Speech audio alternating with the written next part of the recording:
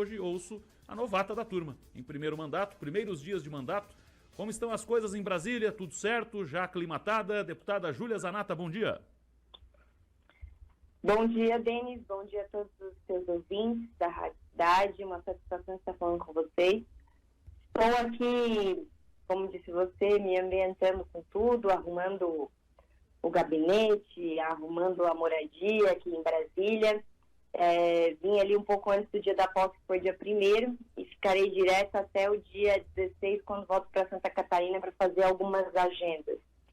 Mas está tudo caminhando bem, trabalhando muito. Estou muito feliz, Denis. Trabalhei muito para estar aqui como deputada federal representando os catarinenses, né, os 111.588 que acreditaram no nosso projeto. E, claro, sempre dá aquela saudadezinha de Santa Catarina. Com certeza, com certeza. A deputada já usou a tribuna, inclusive. Tratou do que no seu pronunciamento, deputada?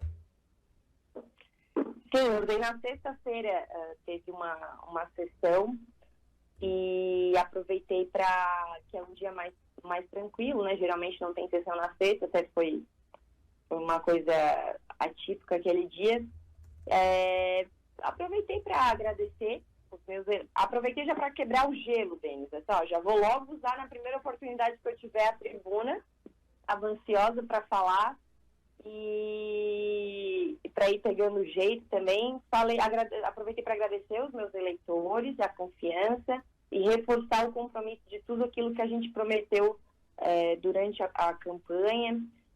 Também aproveitei para dizer que eu gostaria de estar ali defendendo, apoiando e ajudando o Brasil a continuar a crescer com o presidente Bolsonaro, mas, infelizmente, não foi isso e agora temos que permanecer firmes, tentando barrar alguns retrocessos que esse governo aí, que me parece não tem planos para as pessoas, planos para o Brasil, me parece até o momento, espero que mude, né?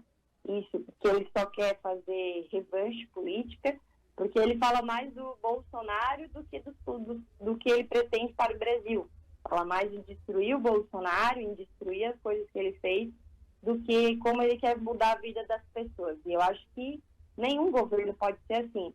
Então, nós estamos atentos a tudo que está acontecendo e meu discurso na tribuna, meu primeiro discurso foi falando isso, também agradecendo ao meu amigo Eduardo Bolsonaro, que até estava junto comigo no momento desse discurso, que me apoiou muito, Denis, né? Então agradeci a Deus, às pessoas que me ajudaram, aos eleitores e à oportunidade, porque é uma grande conquista, uma vaga na Câmara dos Deputados. E eu não vou perder nenhum momento dessa conquista que eu tive. Deputada, já tem algum projeto em mente para protocolar?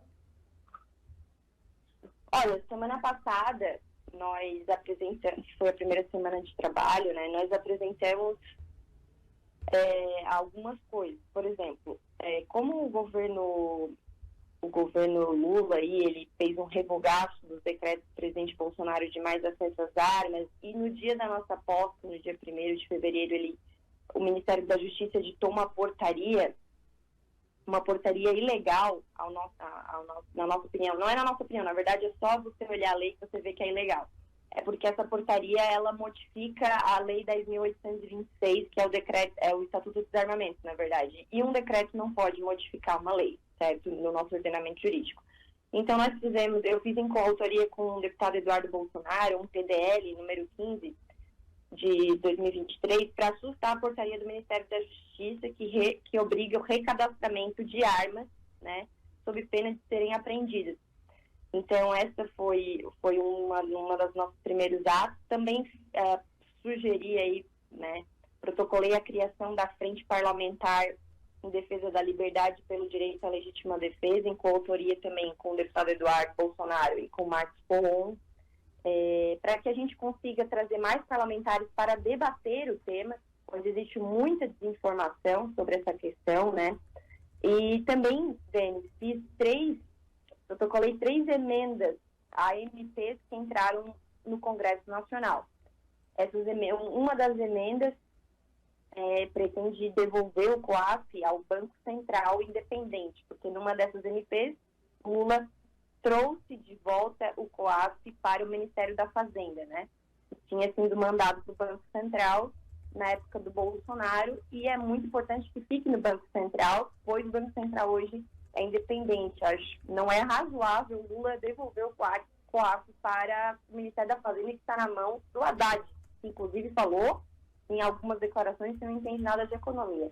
Outra emenda que a gente apresentou em uma MP é para garantir o acesso de bares e restaurantes ao PEC, Programa Emergencial de Retomada do Setor de Eventos, porque foi feito esse programa deles, né, já na época lá do governo Bolsonaro, mas foram criadas diversas burocracias, como tudo que se faz no Brasil, e meio que impossibilitou o acesso, né, desse setor de eventos ao programa. Então, nós queremos, é apenas um facilitador para que as pessoas, de fato, tenham acesso ao PEC, porque a gente sabe que na pandemia o setor de eventos foi o primeiro a entrar e o último a sair. E a minha terceira emenda é o seguinte, para garantir, a outra MP, né, no caso, para garantir o restabelecimento do indúbio pró-contribuinte nos processos do Conselho Administrativo de Recursos, do CARF, porque isso foi conquista também no governo Bolsonaro, que numa dúvida se decidia indúbio pró-contribuinte, como é no direito penal indúbio pró-réu. Sem dúvida se decide, né, em favor do réu. E o Bolsonaro, então, instituiu isso de ser indúbio pró-contribuinte, e o Lula não. O Lula, ele quer que ele volte a ser indúbio pró-fazenda, ou seja, né, indúbio pró-Estado. Na dúvida, o voto de qualidade seria em favor da fazenda. E não é justo, ao meu ver, por isso apresentei essas 3 emendas. Estamos trabalhando alguns outros projetos de lei também, mas tudo que eu faço, eu tenho mandado para a consultoria legislativa, que a casa tem um corpo técnico muito bom deles, sabe? Então, a gente faz com a assessoria do gabinete, troco ideia com outros deputados também que entendem, que eu considero que entendam do assunto, e também mando para a consultoria legislativa. Nos próximos dias teremos mais alguns outros. Eu quero apresentar um projeto de lei, enfim, que em breve vocês vão saber sobre do que se trata, porque aqui a gente não pode nem falar que às vezes, né, outros deputados vai protocolo. Ontem também protocolei um requerimento de informação para o Ministério da Educação por causa da extinção da diretoria das escolas cívico-militares no MEC, né, e também da revogação da Política Nacional de Educação Especial. Então, fizemos diversos questionamentos sobre o porquê de se acabar com duas diretorias, né, que estavam dando certo. Porque, por exemplo, em Santa Catarina, o pessoal me cobrou muito para fazer esse requerimento, porque os pais gostam das escolas cívico-militares. Então, queria saber, vão acabar, jogar tudo que se construiu fora? Eu acho que não pode ser assim. Se o negócio estava dando certo, o Bolsonaro continuou várias políticas dos outros governos que deram certo.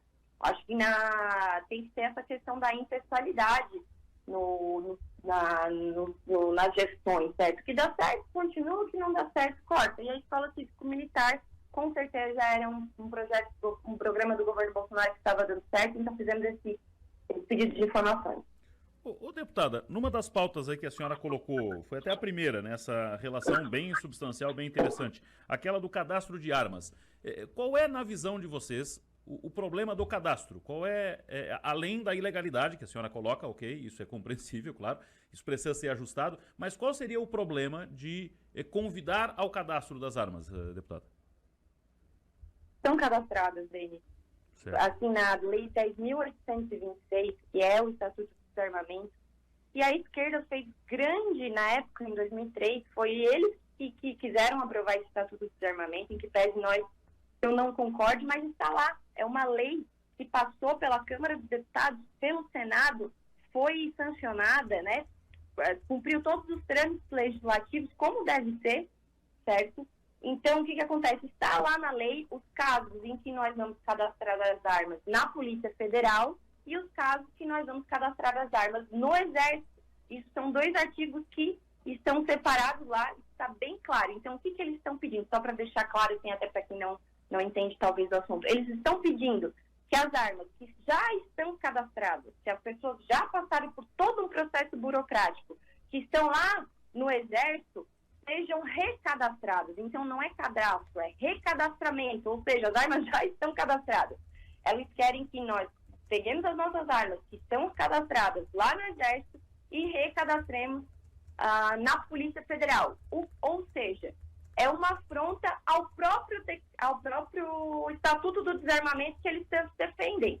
Porque está lá, 2 casos. Se você é caçador, colecionador e atirador, você cadastra suas armas no Exército. Se você tem posse ou porte de arma, você compra e cadastra suas armas pela Polícia Federal. Então está bem distinto lá na lei, está bem claro. E o que eles querem é mudar a lei por um decreto. Se eles querem o recadastramento, o nosso posicionamento é o seguinte, Denis. Se eles querem o recadastramento dessas armas que estão no Exército na Polícia Federal, basta eles passarem um projeto de lei modificando a 10.826 de 2003, que é o Estatuto do Desarmamento, com os trâmites legais de um projeto de lei. Câmara, Senado, certo? Sancionar. Agora não pode. Tem uma pirâmide do direito que diz portarias, decretos, não podem mudar uma lei. É frontalmente ilegal. Então, esse é o nosso questionamento. E além do mais, eles estão falando que quem não recadastrar as armas ficará na ilegalidade. Mas que ilegalidade? Não existe uma lei que diga que nós estamos ilegais, que nós estamos cumprindo a lei, que é essa lei que eu acabei de falar, o Estatuto do Desarmamento. Então, é uma loucura o que está acontecendo. Não existe previsão legal para o que eles estão fazendo, e esse é o nosso questionamento. Querem passar para que tenha recadastro? Passem pelos trâmites legais, Câmara, Senado e sanção presidencial. É basicamente isso. Muito bom. Deputada, olha, sucesso, bom trabalho por aí, cumprimentos, boa sorte, bastante trabalho e bons resultados. Um abraço, deputada. Um abraço, fiquem com Deus. Obrigada pelo espaço. Imagina. Tchau.